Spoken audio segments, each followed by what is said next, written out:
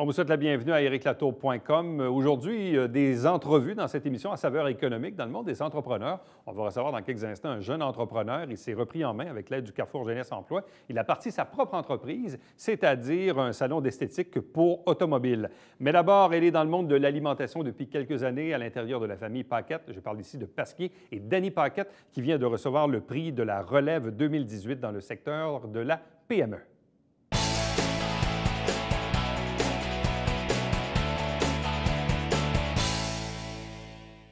Jeudi, le 3 mai dernier, elle a été honorée, a reçu le prix de la relève catégorie PME à la grande soirée de la relève en alimentation. Il s'agit de Dany Paquette de Pasquier. Bonsoir, bienvenue, félicitations. Bonsoir, merci. Et juste pour qu'on comprenne bien, qu'est-ce que c'est que ce regroupement, ce Conseil de la transformation alimentaire du Québec, donc le CETAC, et cette grande soirée de la relève en alimentation, pour que les gens comprennent un peu le contexte dans lequel tu as été honoré? Oui, en fait, la CETAC est là pour aider toutes les entreprises dans la transformation alimentaire. Donc, il offre des programmes, des soirées, des formations et, entre autres, bon, il organise dans un des événements, c'est la soirée de la relève. La soirée de la relève regroupe également les détaillants. Donc, c'est vraiment la grande soirée de relève en alimentation. Donc, autant pour les gens qui sont au niveau de la transformation alimentaire et au niveau, comme moi, au niveau de détail. Bon, et comment se fait-il que ta candidature s'est retrouvée à cette grande soirée de la relève? En fait, c'est un peu grâce à un de mes fournisseurs, en fait, Chantal Vaillancourt de Nutri-France, qui m'a transféré ce courriel qui parlait justement de la pose en candidature pour ce concours-là. Et elle m'a dit, « Annie, je te vois là, c'est le profil qu'il recherche. » Donc, j'ai postulé et elle m'a fait une belle lettre de référence ainsi que mon père et j'ai été retrouvée parmi les finalistes. Bon. Quand on participe à ce genre d'événement, qu'est-ce qu'on se dit? C'est quoi les attentes qu'on a? Est-ce qu'on se dit, « Ouais, bien, ouais, je vais remplir la candidature, je vais soumettre. » Mais en même temps, est-ce qu'on se dit, est-ce que ça vaut la peine? Est-ce qu'on le fait? Est-ce qu'on ne le fait pas? En même temps, quand là, évidemment, on reçoit le prix, est-ce qu'on est un peu surpris? Bref, c'est quoi les étapes?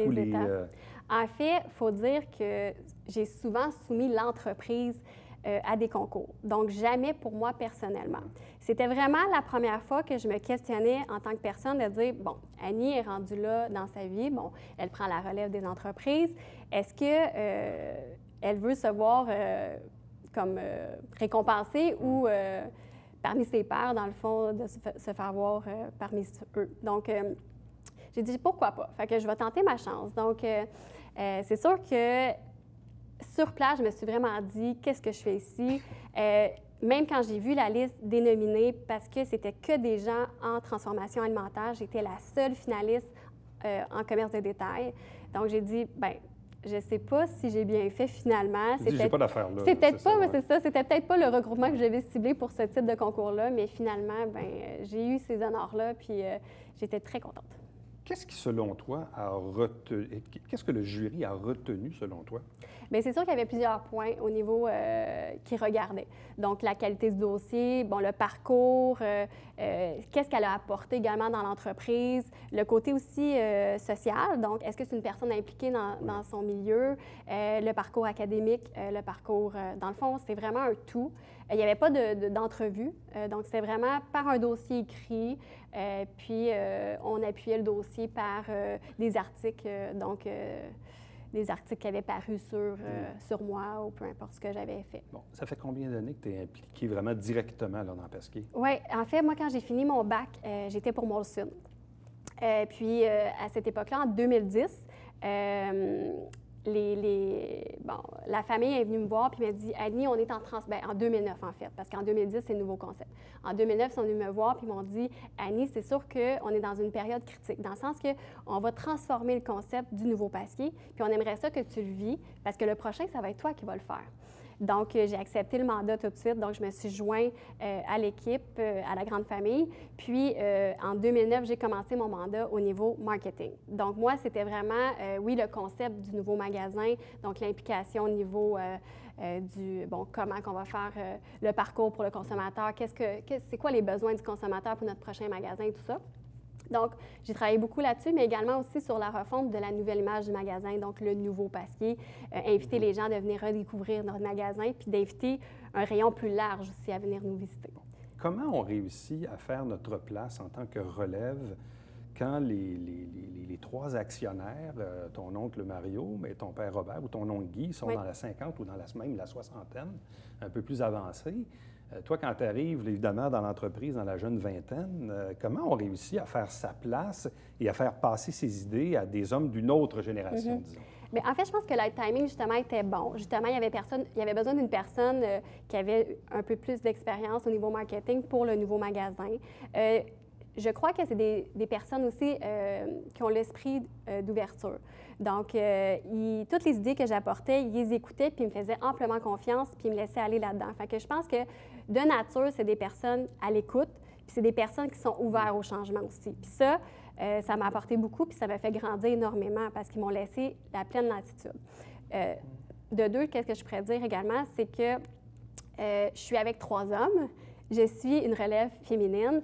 Je ne sais pas si est-ce que c'est ça qui a été plus facile, mais je pense qu'il y avait une écoute différente. Donc, je pense que ça l'a aidé également. Bon. Souvent, on le voit dans les entreprises, la deuxième ou même la troisième génération, c'est toujours plus difficile. En même temps, vous œuvrez dans une industrie où il y a des gros joueurs. Donc, vous êtes un des rares indépendants au Québec qui réussit évidemment à faire sa place comme vous le faites. On serait tenté, puis même à la limite, on pourrait comprendre que les 3 frères Paquette, dans la 50-soixantaine, se disent, bon, regarde, on a monté une belle entreprise, on a créé de la valeur, puis à un moment, on va la vendre, puis on va rentrer chez nous. Mais en même temps, on se dit, là, il y a une Annie qui est dans le portrait, puis qui probablement n'a pas le goût qu'on vende l'entreprise tout de suite, puis au contraire, la développer, puis même peut-être s'agrandir un peu.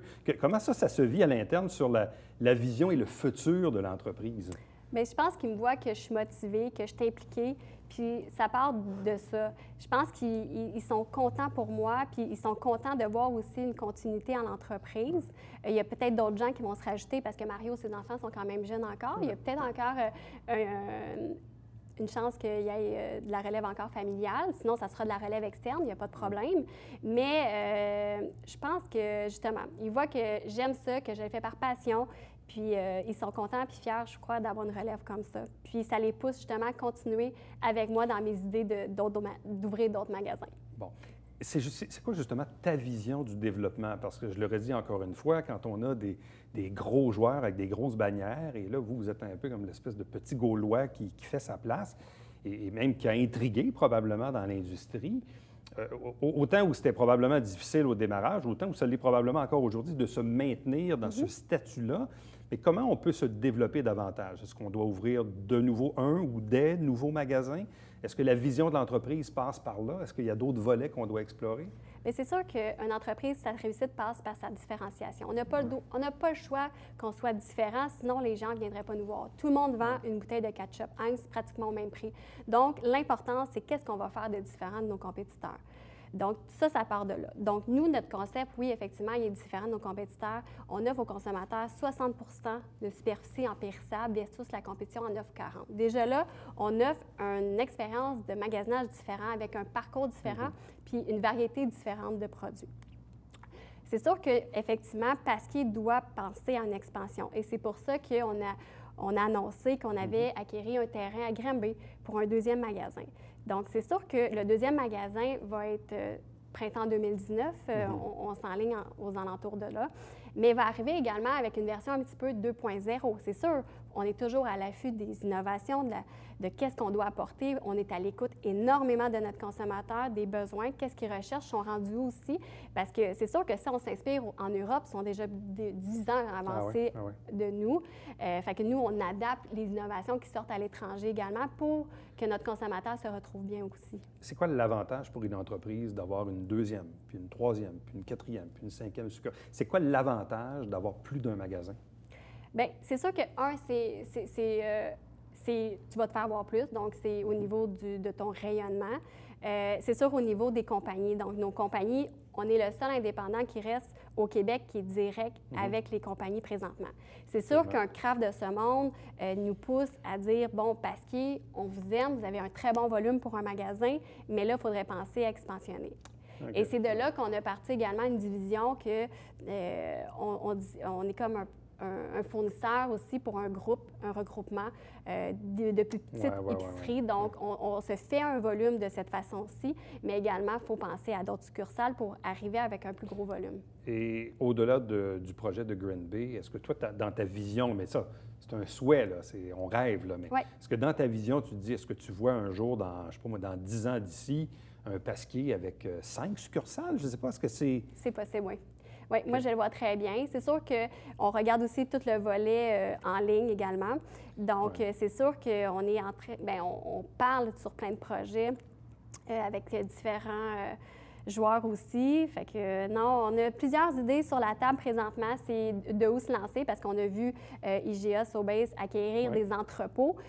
Donc, est-ce que c'est la nouvelle voie? C'est sûr que Pasquier va rester en soi un magasin de détail qui va offrir une expérience. Puis, autant et aussi longtemps qu'on va être capable d'offrir une expérience, une différenciation, puis que le consommateur va vouloir venir magasiner chez nous, on va avoir des magasins. Mais c'est sûr qu'il faudra ajouter puis s'adapter au... Parce que tu parles du magasinage en ligne. Nous-mêmes, on l'a tenté à 2, 3 occasions, puis finalement, on n'a pas perduré, mais ça fait quand même quelques années de ça. Est-ce qu'aujourd'hui, est-ce que j'aimerais commander mon épicerie sur mon téléphone, me faire livrer à la maison? Peut-être. Est-ce que c'est ça Est-ce que c'est une des voies d'avenir de l'épicerie ou il y aura toujours des gens qui vont se déplacer, aller au magasin? Ou est-ce qu'on va devoir s'adapter à un Good Food de ce monde? Oui, bien c'est ça. À offrir plutôt des solutions repas, même déjà cuisinés, livrés à la maison. Fait que c'est plein d'avenues qu'on regarde présentement, puis on est ouvert à plein de choses. C'est sûr que nous, on est un magasin, une plus petite équipe. Donc, c'est sûr que des fois, on est plus flexible dans notre temps de réagir, mais également, des fois, il faut se pencher un petit peu plus sur la question. Et sur le plan plus personnel, le dépassement de soi, il se fait comment pour toi-même à l'intérieur de l'entreprise, des projets que tu portes, que tu défends, le fait de convaincre les gens, convaincre les employés, convaincre ton père puis tes oncles. C'est le dépassement de soi, il se fait comment? Bien, de un, c'est sûr que, bien, je le disais au début de l'entrevue, j'ai commencé un poste de marketing. J'ai toujours voulu accéder à un poste d'opération magasin parce que ça passe par là. Il faut bien comprendre ton entreprise avant de commencer à être plus au niveau des gestions de projet et être un petit peu plus haut, comme un peu mon père qui fait présentement. Donc, pour moi, je me voyais passer là. J'ai accédé il y a 2 ans à ce poste-là. Donc, c'est sûr qu'à travers même l'entreprise, je me développe énormément. J'ai complété un MBA également pour me perfectionner puis de voir un petit peu me faire avancer et me faire réflexionner au niveau, oui, personnel, mais au niveau professionnel également. Donc ça m'a fait évoluer énormément également. Puis c'est sûr qu'effectivement, avec les nouveaux projets, je fais beaucoup de recherches. Je suis toujours à des nouvelles idées, puis que j'ai partage également avec les 3 frères. Et fait que c'est un peu comme ça que je m'entretiens à travers l'entreprise.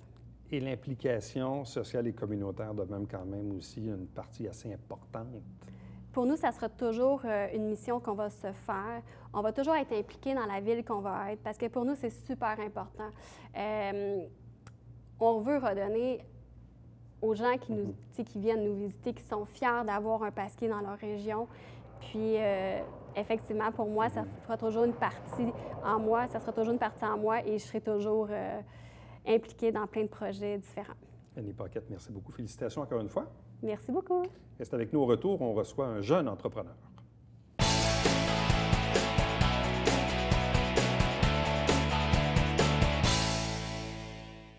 Mesdames et messieurs, bonjour et bienvenue à la Justice entre nous. Mon nom est Serge.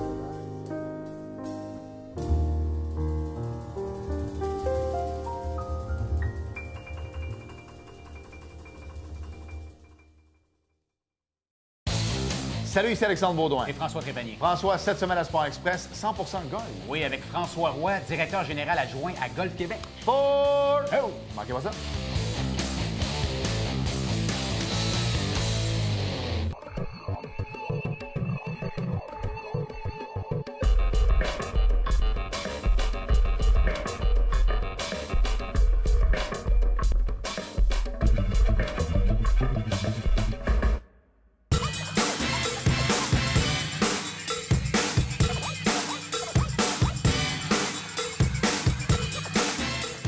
Dimanche, 9h30, Télé Bingo, on vous attend.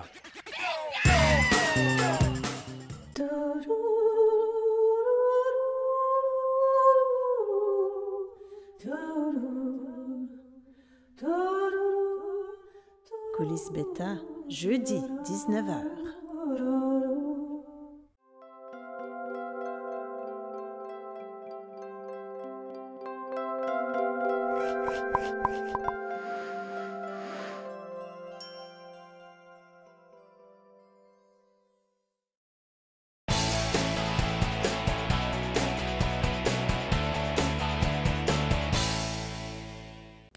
Depuis le début de la présente année, on reçoit à chaque mois le Jeune du mois qui nous est présenté par le Carrefour Jeunesse Emploi de la région de Saint-Jean-sur-Richelieu. Donc, le Carrefour Jeunesse offre différents programmes pour permettre parfois à des gens de soit faire des changements de carrière, des retours aux études, mener à bien des projets. Et aujourd'hui, pour le mois de mai, on vous présente notre invité, il s'appelle Christian Robert, c'est un jeune entrepreneur. Bonsoir, bienvenue. Félicitations aussi. Un gros merci.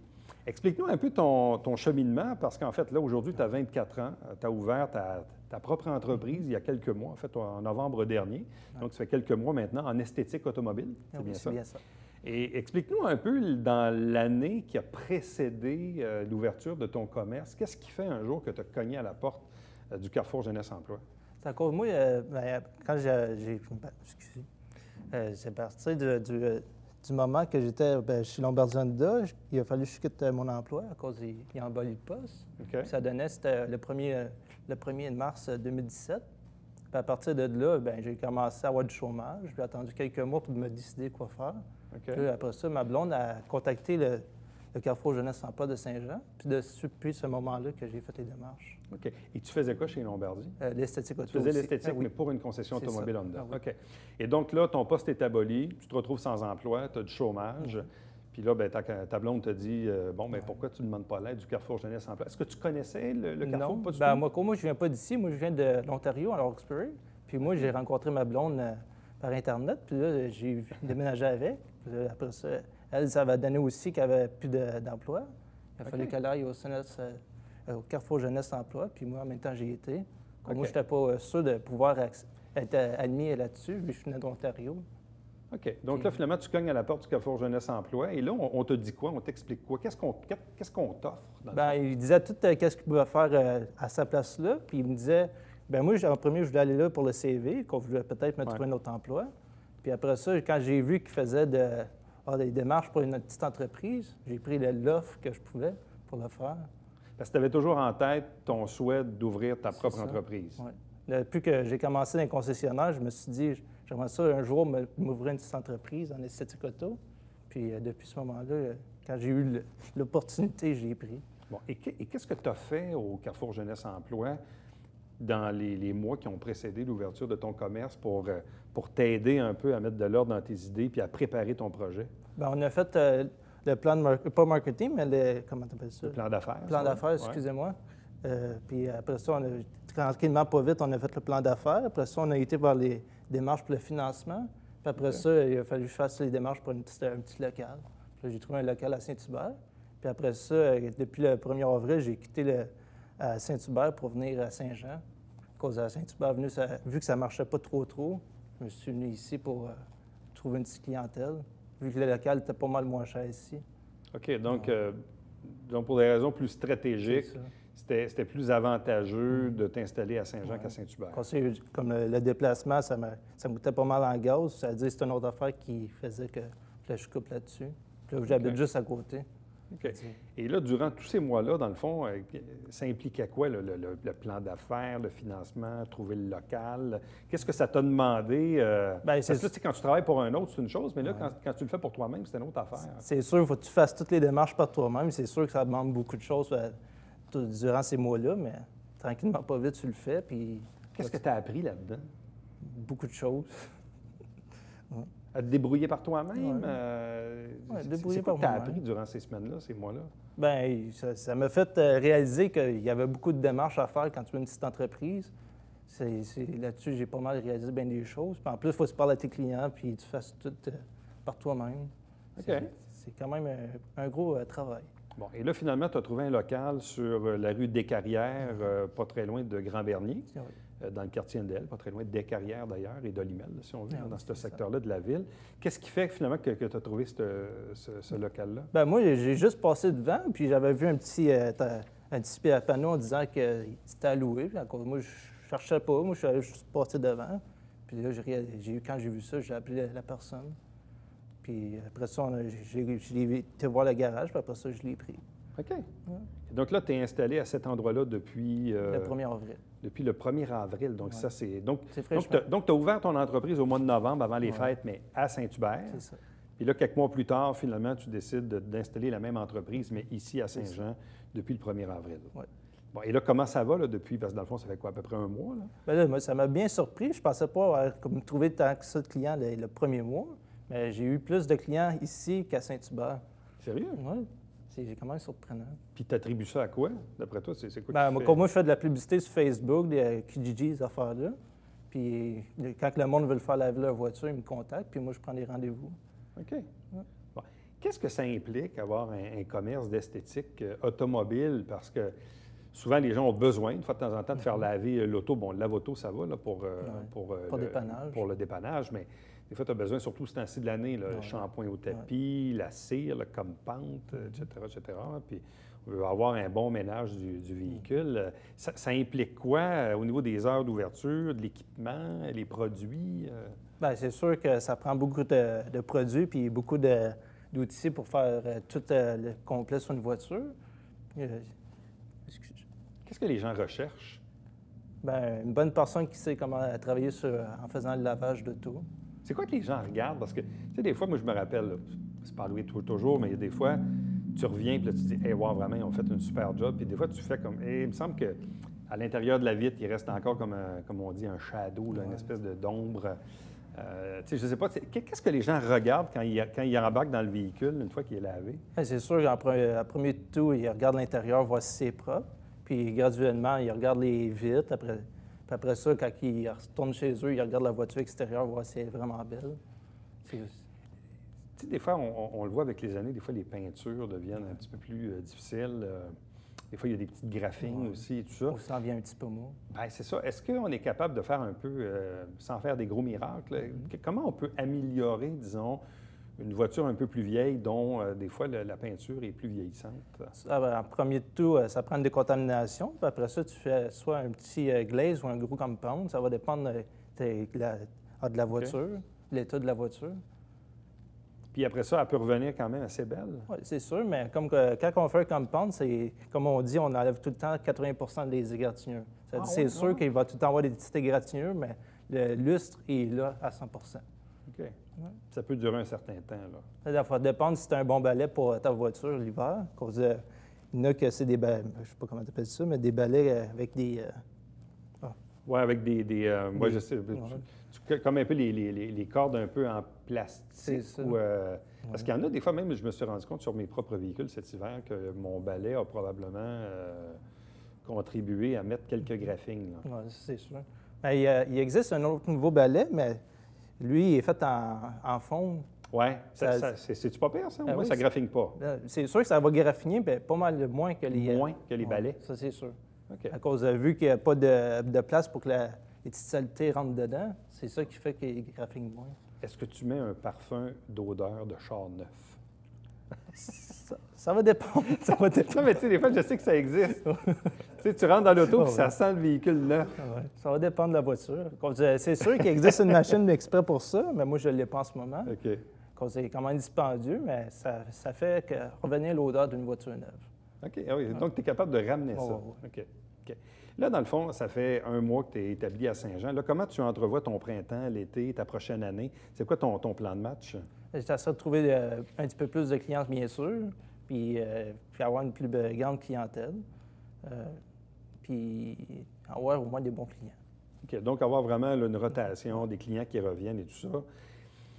Puis là, dans le fond, tu peux faire quoi? C'est bon, c'est lavage intérieur-extérieur, mais c'est quoi les autres services qu'on peut développer dans l'offre pour les clients, à part là, le lavage traditionnel intérieur-extérieur? Bien, tu as le lavage à décontamination avec une cire, ou avec intérieur juste normal, ou sinon tu peux avoir un shampoing intérieur complet, puis un lavage extérieur normal, ou sinon tu as plein d'offres. OK. Est-ce que les gens font mettre aussi de l'aquapelle? Oui. Beaucoup? Quand même. Ça commence. Et ça, l'aquapelle, quand ça commence à disparaître, c'est moins joli un peu. Hein? Faut que tu en remettes. Faut que tu le fasses à peu près aux 6 mois. sinon, Ça va dépendre comment tu utilises tes essuie-glaces, bien sûr. Mais en général, ça dure à peu près 6 mois. En quoi, dans le fond, ton passage, tu sais, là, ça fait quand même quelques mois là, que tu es en affaires, en quoi ton passage au Carrefour Jeunesse Emploi a un peu comme changé ta vie professionnelle? Là?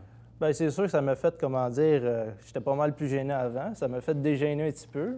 C'est sûr que j'en ai encore un petit peu à régler un petit peu. Ouais. OK. Ça a pas mal réglé ça là-dessus. Puis en même temps, parler avec du monde. Comme moi, j'étais une personne qui ne parlait pas avant, tellement. C'est ça que ça m'a fait réaliser bien des choses là-dessus. OK. Puis ça t'a permis aussi, donc, d'arriver à accomplir ton rêve, Ah oui, qui était c'est celui bien d'avoir ça. ta propre entreprise. Là. Oui. Quand tu vas regarder ça dans 5-10 ans, bien, tu vas dire, bien, finalement... Les c'était- démarches ils ont bien réussi. Les démarches ont réussi, ont porté fruit. Là. Ouais. OK. Mais ça doit être satisfaisant aussi de réaliser son rêve. Ah oui, c'est sûr. Entre travailler pour quelqu'un d'autre et travailler pour soi-même, c'est quand même... Bien, pour quelqu'un qui est un petit peu gêné, des affaires-là, à peu près comme moi, c'est sûr, ce serait mieux de travailler pour quelqu'un, mais si tu veux travailler pour toi-même, il faut que tu fasses les démarches pour être moins gêné, ces affaires-là.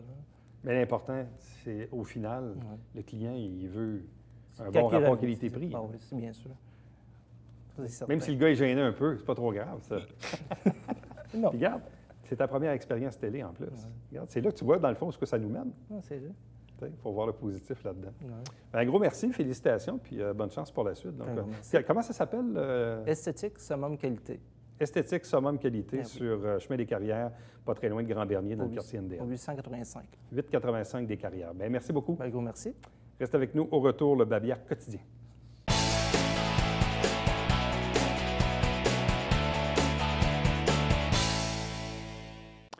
Les cyclistes seront heureux d'apprendre qu'entre Marieville et Saint-Césaire, on va effectuer des travaux de réparation de la piste cyclable et ça va durer comme ça tout au cours du mois de juin. Je vous rappelle qu'à chaque semaine, on vous présente ici des extraits des travaux du Conseil de ville. On en fait la captation et avec un conseil, on prend des extraits sur les 2 semaines qui suivent pour vous présenter tout ça. Chaque semaine, il y a toujours le Télébingo, 4 000 $ en prix, 30 dépositaires pour acheter vos livrets. Et puis, entre-temps, pour m'écrire, Éric Latour en un mot à commercial, tvhr9.com. À demain. Bye-bye.